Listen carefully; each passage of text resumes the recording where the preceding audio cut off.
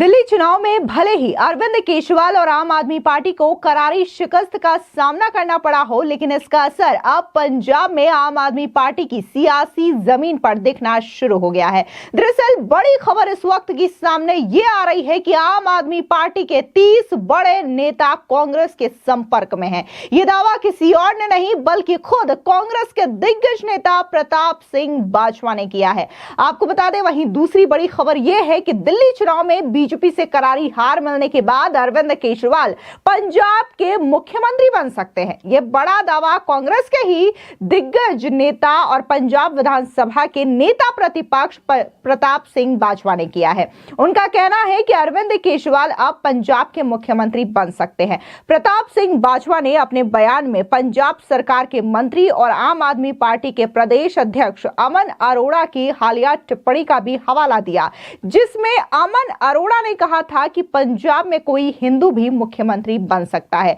आपको बता दें कि 27 साल के बाद बीजेपी ने दिल्ली विधानसभा चुनाव में ऐतिहासिक जीत हासिल की है। बीजेपी की ऐसी आंधी आई कि अरविंद केजरीवाल की झाड़ू का तिनका तिनका बिखर गया। भारतीय जनता पार्टी ने 48 सीटों के साथ प्रचंड बहुमत हासिल किया, जबकि आम आदमी पार्टी 22 सीटों पर सिमट गई। तो वहीं बात अगर हम कांग्रेस पार्टी की करें तो कांग्रेस इस बार भी 0 सीट ही ला पाई। दिल्ली की सत्ता में चौथी बार आने का ख्वाब देख रहे अरविंद केजरीवाल खुद अपनी सीट तक नहीं बचा पाए।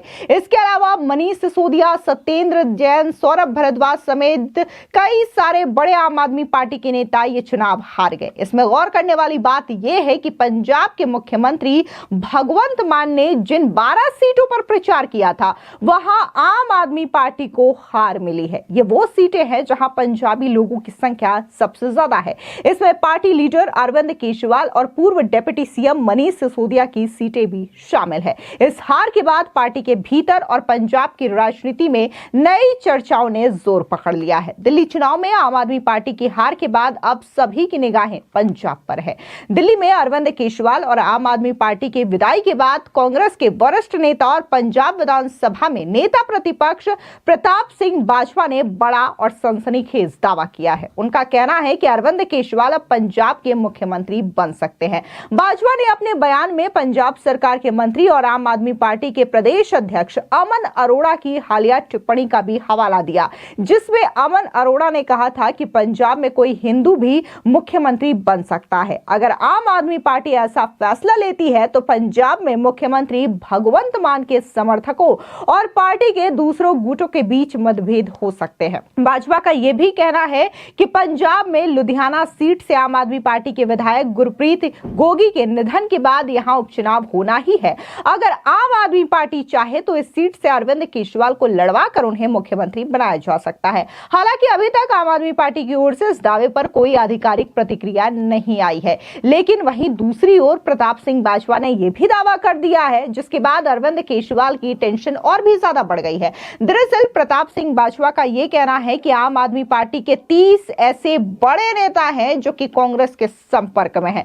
जाहिर तौर से जिस तरीके से दिल्ली में आम आदमी पार्टी की विदाई हुई है, उसके बाद अब आम आदमी पार्टी के पास पंजाब का ही ऑप्शन बचता है। लेकिन पंजाब में भी लगातार जिस तरीके से सियासी हलचल तेज है कि अब जो आम आदमी पार्टी के नेता हैं वो कांग्रेस के संपर्क में है। अगर ऐसा होता है तो आम आदमी पार्टी में बड़ी टूट होगी और दिल्ली के बाद पंजाब भी अरविंद केजरीवाल के हाथों से चली जाएगी। आपको बता दें कि आम आदमी पार्टी ने साल 2022 के पंजाब विधानसभा चुनाव में शानदार जीत हासिल कर सरकार बनाई थी। भगवंत मान मुख्यमंत्री बने, लेकिन अरविंद केजरीवाल को पंजाब की राजनीति में कई बार हस्तक्षेप करते देखा गया है। विपक्षी दलों ने उन पर पंजाब सरकार को रिमोट कंट्रोल से चलाने का आरोप भी लगाया है। अब दिल्ली चुनाव में हार के बाद यह चर्चा तेज हो गई है कि क्या अरविंद केजरीवाल खुद पंजाब की राजनीति में और बड़ी भूमिका निभाने की तैयारी में है, क्योंकि दिल्ली में कोई भी बात होती थी फौरन भगवंत मान जो है पंजाब का पूरा लाव लश्कर लेकर के अरविंद केजरीवाल के लिए हाजिर हो जाते थे। फिर चाहे वो अरविंद केजरीवाल की गिरफ्तारी हो,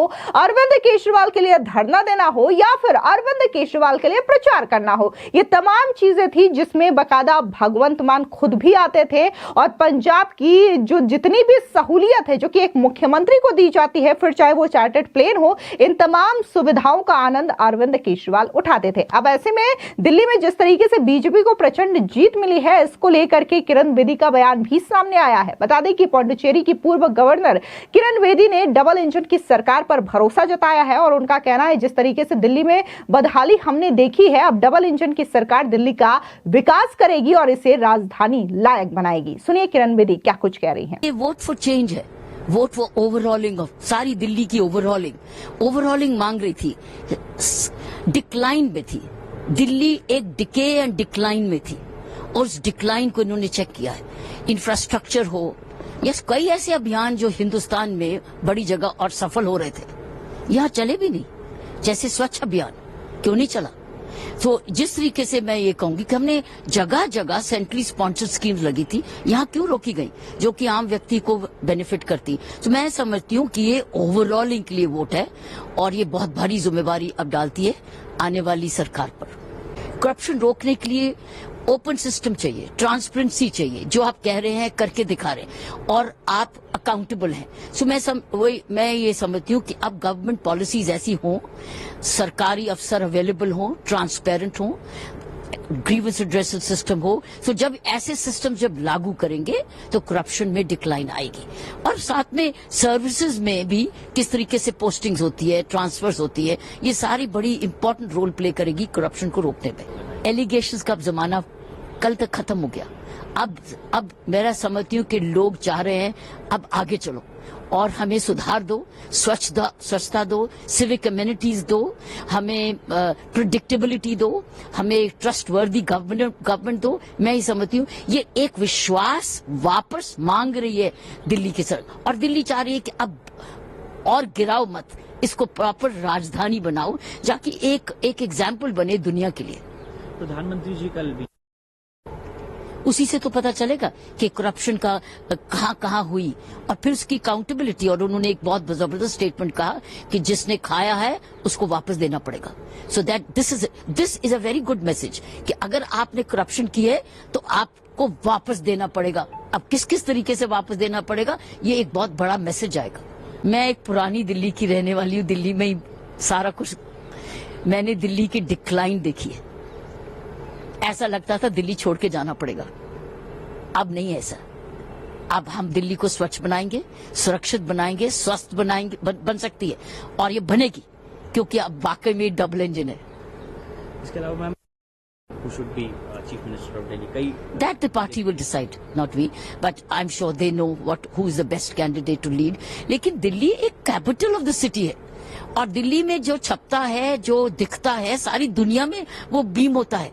इसलिए बहुत इंपॉर्टेंट है दिल्ली, हिंदुस्तान की प्रेस्टीज के लिए Delhi as a capital city एक मॉडल सिटी बने, जो कि प्रधानमंत्री जी ने कहा है। तो अब हम वेट करते हैं एक मॉडल सिटी, एक इंफ्रास्ट्रक्चर जो कि हम हर व्यक्ति को, गरीब हो या अमीर, उसको एक क्वालिटी ऑफ लाइफ मिले और उसको अपनी सरकार में विश्वास हो कि जो मेरी सरकार कह रही है वो। फिलहाल इस पूरी खबर को लेकर के आपकी क्या राय है, कमेंट सेक्शन में जरूर बताएं। धन्यवाद।